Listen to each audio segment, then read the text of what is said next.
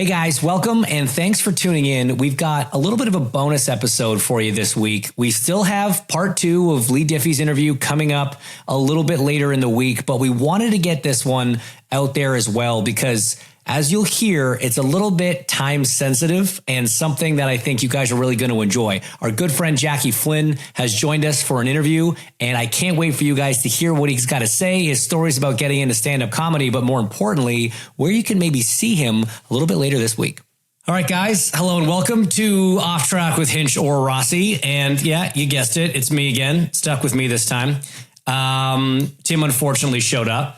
But we are very happy to have a special guest on. We're kind of going outside of our normal realm of directly related to motorsports people. And now we've got someone loosely related to motorsports, I guess you could say. But excited nonetheless to have Mr. Jackie Flynn joining us. Jackie, welcome. Hey, thanks, guys. Yeah, I'm motorsport adjacent, I guess. Yeah, exactly. Yeah, he's more motorsport related than I am. Oh, but we don't pretend like you're at all motorsport related. That's fair. Sorry. So, Jackie, why don't you explain to the people your connection to the sport and why we know you from the racetrack? Yeah, well, about 6 years ago, I guess now, my daughter's boyfriend, she ended up, knowing this kid from high school and even junior high before, and then they went to prom together and they ended up dating. And unbeknownst to me, and she goes, "Yeah, Daddy, he does some race car stuff." And I'm like, "Okay, I'm from Boston. I'm a football, basketball, hockey, baseball. I didn't know anything about." It's like when my dad used to watch golf on TV. I'd be like, "What the heck is that?" Until you become a fan of it, then you're interested in every putt. You know what I mean? It's interesting. I always look at my dad like he was nuts. I'd rather watch paint dry than watch golf when I was a kid. And now that I'm involved in the racing world, which is unbelievable to me. But my daughter's boyfriend is Colton Herta. I've heard of him. Yeah. Yeah, you heard of Colton Herta, I'm sure. And you heard of Herta? So, anyway, so that's been, craziest thing in my life. I mean, now I have, a stake in this, and it's great. It's been really exciting. And at first, it was very kind of cool. Like, oh, that's great. I'm watching the races. But now that I've grown to know and love Colton for the last 6 years, it's more angst-ridden. I don't enjoy the racing as much as I used to because every time there's a crash, I'm like, "Where's Colton?" I'm looking for the cars, and you can never see who the hell's who in that damn thing, and it's nerve-wracking. But it's been really a lot of fun, too. I mean, he's a great kid, great family, our families get along really well, too. Yeah, the Hertas are awesome people, as the Flynns are. We've had the pleasure now of meeting the whole family and everyone's great. But I remember running into you.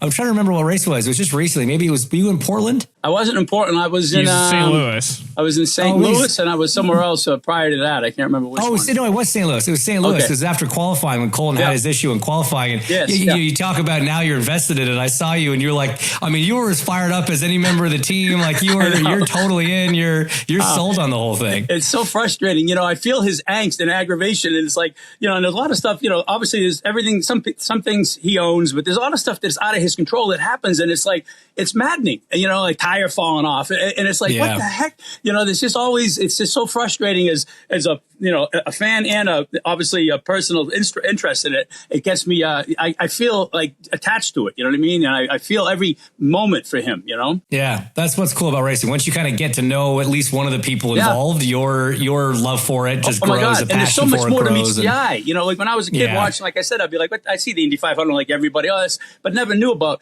track tire strategy and pit, and gas and fuel, and there's all kinds of things, and switching primaries to alternate. There's so many different things that you don't even at first blush you don't notice.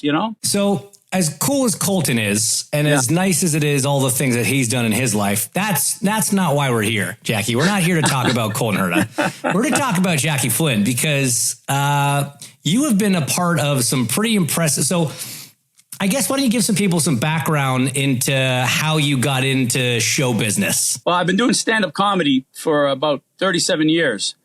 And where does that come from? Was that something that you wanted to do from a kid? Did you have anybody in the family? I've been doing. You started when James started in lights. Yeah. 37 years ago.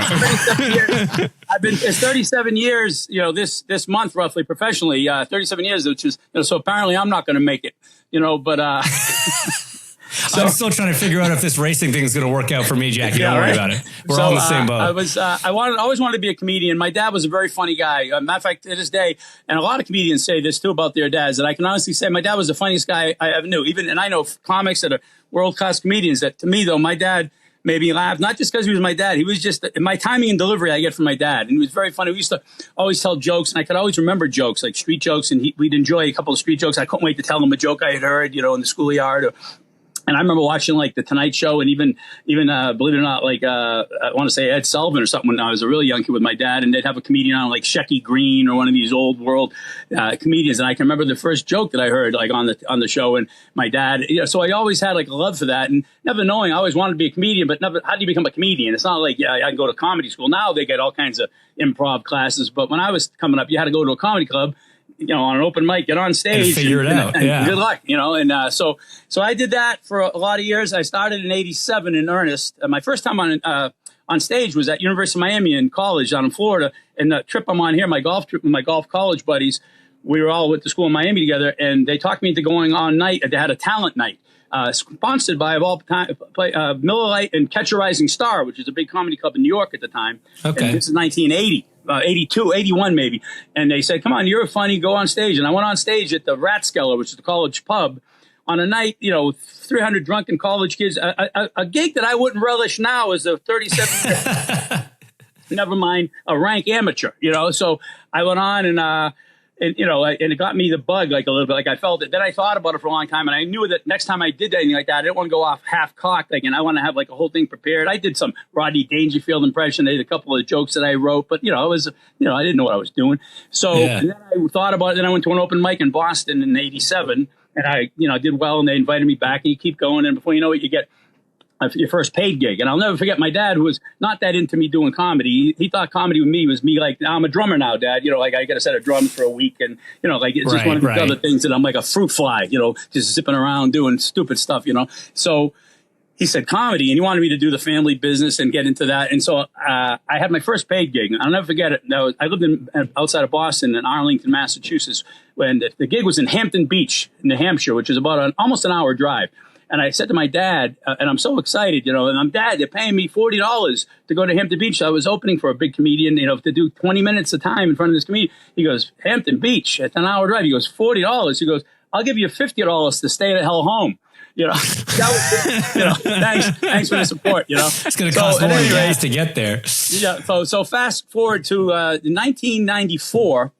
Not too far from here, up in San Francisco, they have this huge international comedy competition, which about 600 people apply, and then they take 40 guys, and then you compete for about a month. Well, lo and behold, I ended up winning the damn thing in 1994, which was huge because it was an away win, being from Boston. Mostly the guys that won it, like Robin Williams and Dana Carvey and all these San Francisco guys. So I won it, and that was 1994. I think they're colorizing it pretty soon. But at any rate, but I'm doing it. So I win that. Then I get back to Boston, and I'm doing a charity golf tournament. Like as comedians, we do a lot of these charity golf tournaments where you perform, raise money for whatever great causes. And it was Cam Neely, the Boston Bruin. I don't know if you remember Cam Neely. Yeah, for sure. He's also a Hall of Famer, and he's the president of the Boston Bruins. He has this tournament on Cape Cod. And it's 1995, and I do a little comedy. And this guy comes up to me, goes, "Hey, you're really funny. I like your material." Blah blah blah. He goes, "I think we got something in this next movie." Lo and behold, it was Peter Farrelly of the Farrelly Brothers. So, and who made every movie that I was raised that on. you've ever laughed at. Yeah. And so again, Pete tells me, he goes, "Look, I got something in this movie called Kingpin." It was the second movie he did. He had already done Dumb and Dumber, which I didn't know he was even at the thing. And he said, and I thought when he said, "Yeah, I got something," I thought just some Hollywood guy. Yeah, okay, sure. And sure enough, Pete being Pete, sends me a script, follows up. "Hey, did you get the script?" I'm like, "Yeah," I can't believe it. So I go and do that movie, and then we become friends. And then he puts me, has me write with him on something about Mary and do punch up stuff. And as a comedian, we take the script and make it a little funnier. We just kind of go through it page by page and try and tweak stuff called punch up. And I did something about Mary, me, myself, and Irene, Shallow Hal, Stuck on You, on and on. And then culminating with not too long ago, the greatest thing I've done with Pete is this TV series called Loudermilk, which is on absolutely hilarious on Netflix. It's in dark comedy. I play Tony, which is a character. I play a recovering alcoholic, and I'm a bookie, so it's not a stretch.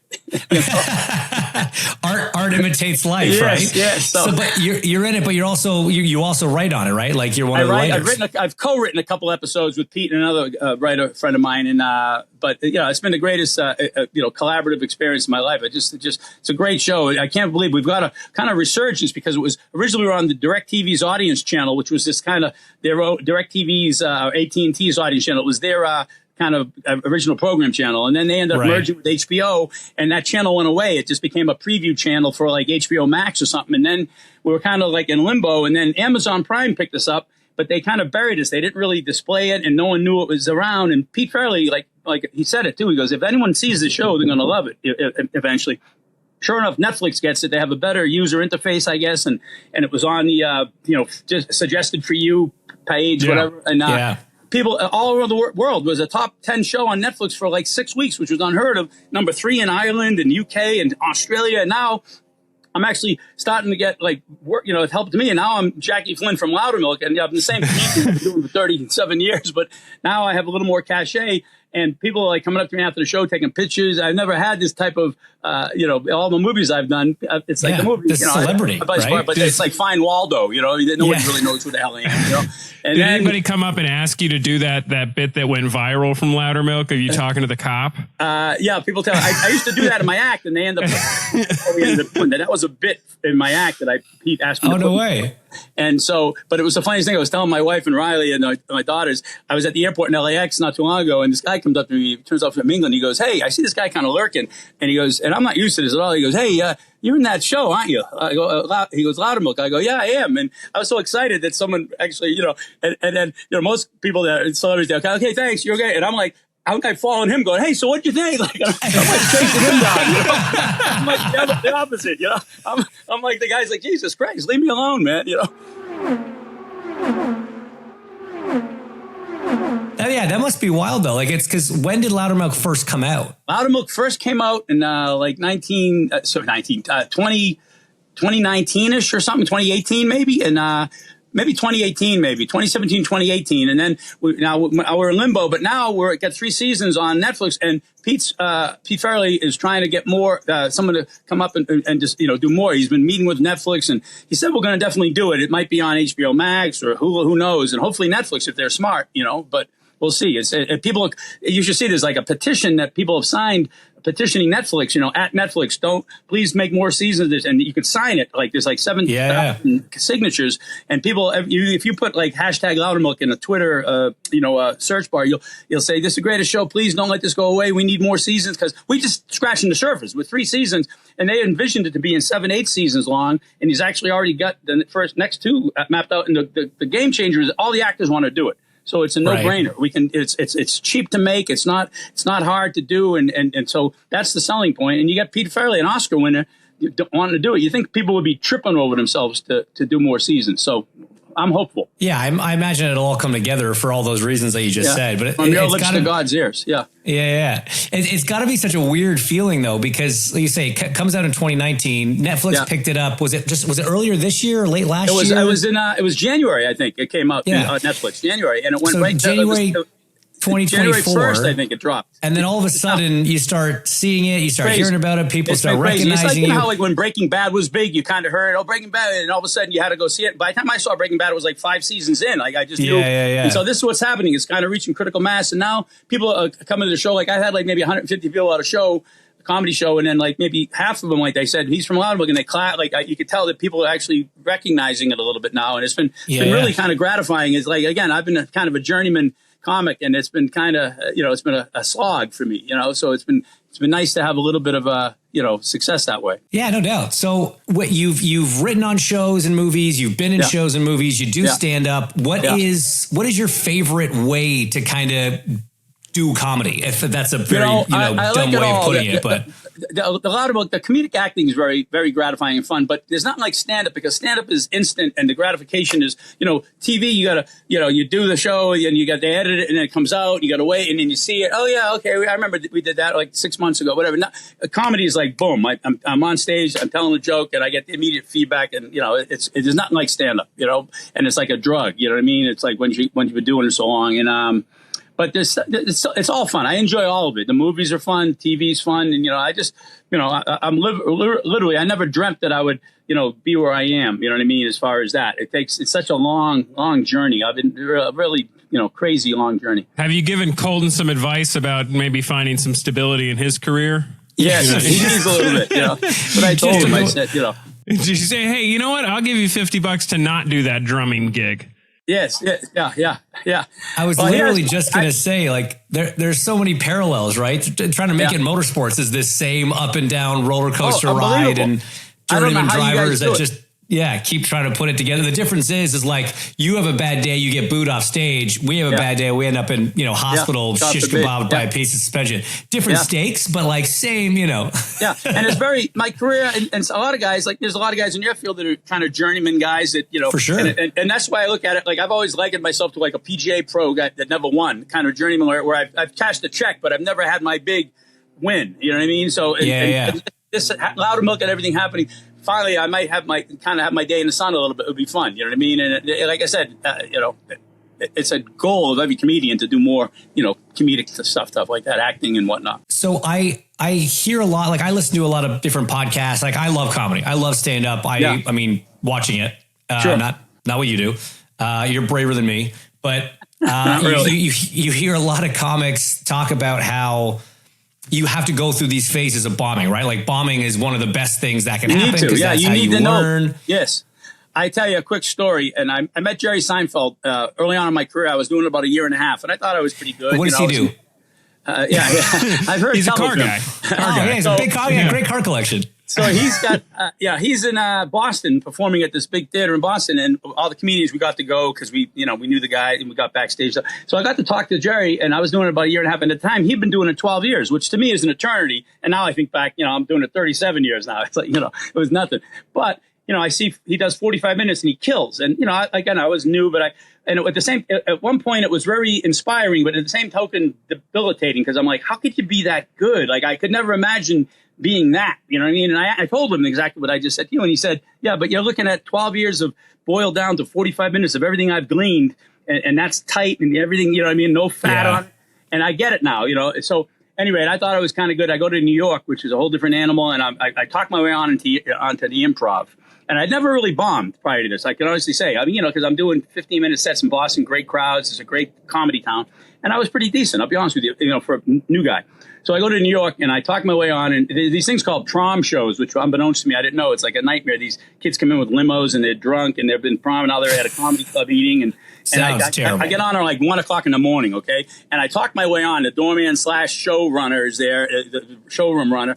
And I say, I'm from Boston. I'm trying to, fast talk. He goes, all right, yeah, we'll put you on. Okay. So I go on and I go down in flames. Like, people up there like music up there, and I whatever it is, maybe they'll disconnect my Boston accent. I had trouble. I talk fast and they were like, so I just literally, I go down in flames, which I'd never bombed. And I'm like just crushed. The feeling, only comedians really know the feeling of that, like absolute horror, like the loneliest thing in the world is being up there. Yeah. You can't even talk, your throat's dry, so I go and I walk by that guy that I talked my way onto stage with. I kind of sheepishly I can't even look at him. I'm just so like, I just kind of mook by him, like just out the door. I get in the cab and loneliest place in the world, New York City, in the cab. And I'm literally at tears in my eyes, like just so crushed.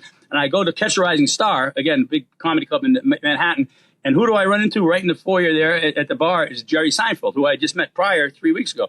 And I tell him the story. I just had to tell someone, oh my God, I just was at the improv. And, tell him what I just told you. And he's like, don't worry about it. He goes, you're the only one that knows about it, And I'm like, yeah. And he goes, and you needed that. He goes, because the need that when you're on stage and that happens again, you got to know, like, all right, the sun's going to come up tomorrow.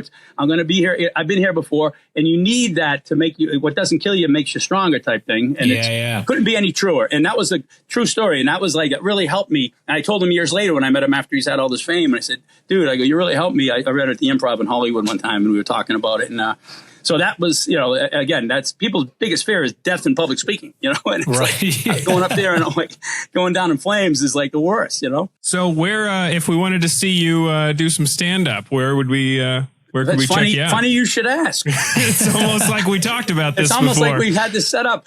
I'm going to be at Zany's in Nashville during race week. This the last race of the year for IndyCar. And Zany's, it's a place called the Zany's Lab. It's adjacent to the club, and it's about 100-seat or so little theater there. And Thursday night, I think it's September 12th at 7 p.m. showtime.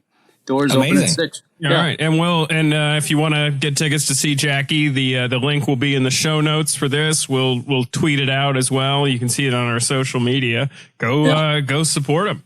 I appreciate coming that. up for the race. You got an IndyCar race and a stand-up act with a legendary comedian all in the same weekend. What a combo! What a 1-2 punch for IndyCar fans. And hopefully, I won't crash and burn in this scenario. And hopefully, neither does Colton or anybody. We want a nice, safe race for all. No, for all, please. Guys, if you're coming out, definitely check it out. The link's going to be in is it our bio? I don't know. I hear people say that on shows. It's the show notes. It's in the show notes. A big podcast guy. So it'll be on our social. Link will be everywhere. If you're coming out to the race, please come out to the show. Check it out. And then look, if you're hanging around the race afterwards and you run into Jackie, don't go up to him, or else he will want to talk your ear off. He will follow you around. I will stalk any fan. No, go up, say hi. Yeah, great guy. It's been a blast getting to know you and the family over the last couple of years, bud. And stoked that you got a show that's going to be around the races. We need to do this. You need to get like a comedy tour that just goes and follows the IndyCar schedule. I did it years ago when you played up at Laguna Seca when you were racing. I did a performance up there, and some of the guys came out and saw it. It was a lot of fun, If you need an opener, James has availability next year. Yeah, I'm currently unemployed. I can put together a tight 5, man. You just you give me a couple weeks heads up. It's funny. As a matter of fact, you know Sean Jones, obviously. And, Sean, he told me when I was doing that show up in Laguna Seca, he had heard like Colton's girlfriend's dad's doing comedy, and he goes, "Okay, let's go." And then he said, "Oh my God, what if he's really horrible?" And I'm sitting there, and he's like, he was nerve wracked, trying to watch me because he didn't want anyone looking at him like, oh, he'd pretend he's laughing if I suck. That's a good friend. Goes there and just laughs no matter what. Even if I suck. Awesome. Well, you don't. I've seen it. I've met you. I've heard the jokes. It's going to be a great show, guys. Make sure you go check it out. Jackie, thanks for coming on. And we will see you out in Nashville, buddy. I'll see you in Nashville. I look forward to it. And thanks, guys.